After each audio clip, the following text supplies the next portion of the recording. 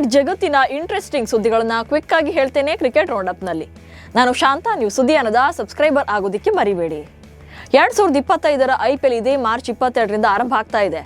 ಈ ನಡುವೆ BCCI ಎಲ್ಲ 10 ತಂಡಗಳ ನಾಯಕರ ಸಭೆ ಕರೆದಿದೆ. ಹೀಗಾಗಿ ಮಾರ್ಚ್ 20ರಂದು ಮುಂಬೈನಲ್ಲಿ ನಡೆಯಲಿರುವಂತಹ ಈ ಸಭೆಗೆ 10 ತಂಡಗಳ ನಾಯಕರು ತಮ್ಮ ತಂಡಗಳನ್ನು ತೊರೆದು ಮುಂಬೈನಲ್ಲಿರುವಂತ BCCI ಕೇಂದ್ರ ಕಚೇರಿಗೆ ತೆರಳಿದ್ದಾರೆ. BCCI ಕರೆದಿರುವಂತಹ ಈ ಸಭೆಯಲ್ಲಿ ನಾಯಕರ ಫೋಟೋಶೂಟ್ ಕೂಡ ನಡೆಯಲಿದೆ. IPL ಆರಂಭಕ್ಕೂ ಮುನ್ನ ಚೊಚ್ಚಲ ಆವೃತ್ತಿಯಲ್ಲೇ ಚಾಂಪಿಯನ್ ಪಟ್ಟಕ್ಕೇರಿದ್ದಂತ ಗುಜರಾತ್ ಟೈಟನ್ಸ್ ತಂಡದ ಮಾಲೀಕರು ಬದಲಾಗಿದ್ದಾರೆ. ವಾಸ್ತವವಾಗಿ ಕಳೆದ ಕೆಲ ದಿನಗಳಿಂದ ಹರಿದಾಡ್ತಾ ಇದ್ದಂತ ಸುದ್ದಿಯಂತೆ ಇದೀಗ ಗುಜರಾತ್ ಟೈಟನ್ಸ್ ತಂಡ ಟೊರೆಂಟ್ ಗ್ರೂಪ್ ತೆಕೆಗೆ ಸೇರಿದೆ. ಇದುವರೆಗೆ CVC ಕ್ಯಾಪಿಟಲ್ಸ್ ಒಡೆತನದಲ್ಲಿದ್ದಂತ ಗುಜರಾತ್ ಟೈಟನ್ಸ್ ಫ್ರಾಂಚೈಸಿಯನ್ನ ತನ್ನ ಸ್ವಾಧೀನಕ್ಕೆ ತೆಗೆದುಕೊಂಡಿರುವುದಾಗಿ ಟೊರೆಂಟ್ ಗ್ರೂಪ್ ತಿಳಿಸಿದೆ. RCB ಚಾಂಪಿಯನ್ ಆಗಲು ಎಲ್ಲಾ ರೀತಿಯ ತಯಾರಿನ ನಡೆಸ್ತಾ ಇದೆ. ಈ ನಡುವೆ ತನ್ನನ್ನು ಕಾಡಬಲ್ಲ ಬೌಲರ್ ಬಗ್ಗೆ ವಿರಾಟ್ ಕೊಹ್ಲಿ ಮಾತನಾಡಿದ್ದಾರೆ. RCB ಕಾರ್ಯಕ್ರಮದಲ್ಲಿ ಮಾತಾಡಿರುವಂತಹ ವಿರಾಟ್ ಕೊಹ್ಲಿ ಅವರು ಜಸ್ಪ್ರೀತ್ ಬೂಮ್ರಾ ಎಲ್ಲಾ ಸ್ವರೂಪಗಳಲ್ಲೂ ಕೂಡ ವಿಶ್ವದ ಅತ್ಯುತ್ತಮ ಬೌಲರ್, ಇದರಲ್ಲಿ ಯಾವುದೇ ರೀತಿಯ ಸಂದೇಹ ಇಲ್ಲ. ಬೂಮ್ರಾ ನನ್ನನ್ನು ಹಲವು ಬಾರಿ ಔಟ್ ಮಾಡಿದ್ದು ಇವರ ವಿರುದ್ಧ ಆಡೋದು ಕಷ್ಟ ಎಂದಿದ್ದಾರೆ. IPLನಲ್ಲಿ ಮೊದಲಾರ್ಧಕ್ಕೆ ಅನೇಕ ಆಟಗಾರರು ಗಾಯದ ಸಮಸ್ಯೆ, ವೈಯಕ್ತಿಕ ಕಾರಣಗಳನ್ನು ನೀಡಿ ಅಲಭ್ಯರಾಗಿದ್ದಾರೆ. ಇದೀಗ ಫ್ರಾಂಚೈಸಿಗಳು ವೇತನ ಪಾವತಿಗೂ ಸೂತ್ರಗಳನ್ನು ಕಂಡುಕೊಂಡಿವೆ. ಅಂದ್ರೆ ಆಟಗಾರರ ಗಾಯದ ಸಮಸ್ಯೆಗಳನ್ನು ಗಂಭೀರವಾಗಿ ಪರಿಗಣಿಸಿರುವಂತ ಕೆಲ ಫ್ರಾಂಚೈಸಿಗಳು 15, 65, 20ರ ಸೂತ್ರದೊಂದಿಗೆ ವೇತನವನ್ನ ಪಾವತಿಸೋಕೆ ಮುಂದಾಗಿವೆ.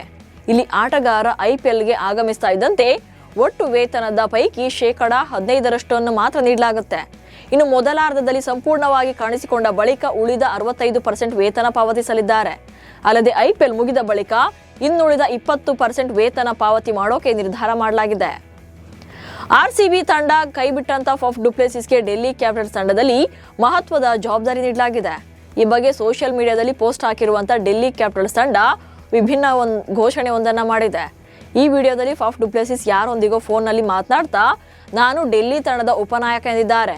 ಈ ಮೂಲಕ ತನಗೆ ನೀಡಲಾದಂತಹ ಜವಾಬ್ದಾರಿಯನ್ನ ಘೋಷಿಸಿದ್ದಾರೆ. IPL 2025ರ ಹೊಸ ಸೀಸನ್ ಆರಂಭಕ್ಕೂ ಮುನ್ನವೇ ಲಕ್ನೋ ಸೂಪರ್ ಜೈಂಟ್ಸ್ ನಾಯಕ ರಿಷಬ್ ಪಂತ್ ಅವರ ವಿಡಿಯೋ ಸಾಮಾಜಿಕ ಜಾಲತಾಣಗಳಲ್ಲಿ ವೈರಲ್ ಆಗಿದೆ. ಈ ವಿಡಿಯೋದಲ್ಲಿ ಪಂತ್ ಯಾರನ್ನೋ ಮೂರ್ಖ ಎಂದು ಕರೀತಾ ಇದ್ದಾರೆ. ಕೆಲವರು ಇದನ್ನ ಸುನಿಲ್ ಗವಾಸ್ಕರ್ ಅವರನ್ನ ಗೇಲಿ ಮಾಡುವುದಕ್ಕೆ ಇರಬೇಕು ಅಂತೇಳಿ ಅರ್ಥೈಸಿಕೊಂಡಿದ್ದಾರೆ. ಯಾಕಂದ್ರೆ ಗವಾಸ್ಕರ್ ಮೊದಲು ಪಂತ್ ಅವರನ್ನ ಹೀಗೆ ಕರೆದಿದ್ರು. ಆದ್ರೆ ಪಂತ್ ಯಾರನ್ನ ಉದ್ದೇಶಿಸಿ ಹೇಳಿದ್ದಾರೆ ಅನ್ನೋದು ಮಾತ್ರ ಸ್ಪಷ್ಟವಾಗಿಲ್ಲ. ಚಾಂಪಿಯನ್ಸ್ ಟ್ರೋಫಿಯ ಆಯೋಜಕತ್ವದಿಂದ ಭರ್ಜರಿ ಆದಾಯ ಬರುವ ನಿರೀಕ್ಷೆಯಲ್ಲಿದ್ದಂತ PCBಗೆ ಬಿಗ್ ಶಾಕ್ ಎದುರಾಗಿದೆ.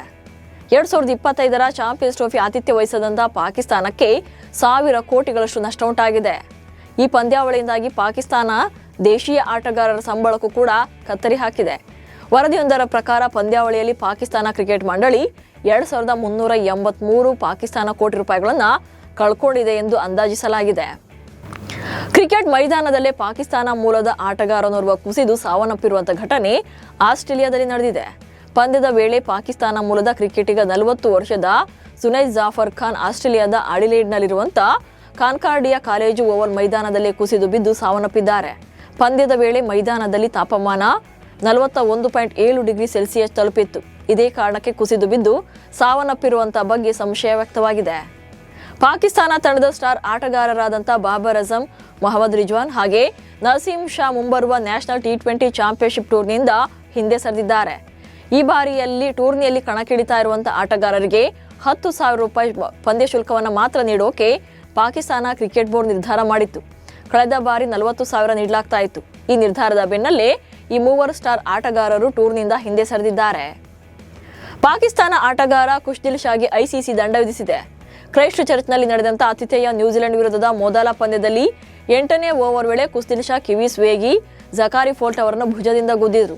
ಉದ್ದೇಶಪೂರ್ವಕವಾಗಿಯೇ ಡಿಕ್ಕಿ ಹೊಡೆದಿದ್ದ ಪಾಕ್ ಆಟಗಾರನಿಗೆ ಫೀಲ್ಡ್ ಅಂಪೈರ್ ICC ನೀತಿ ಸಂಹಿತೆಯ ಉಲ್ಲಂಘನೆಯ ಎಚ್ಚರಿಕೆ ನೀಡಿದ್ರು.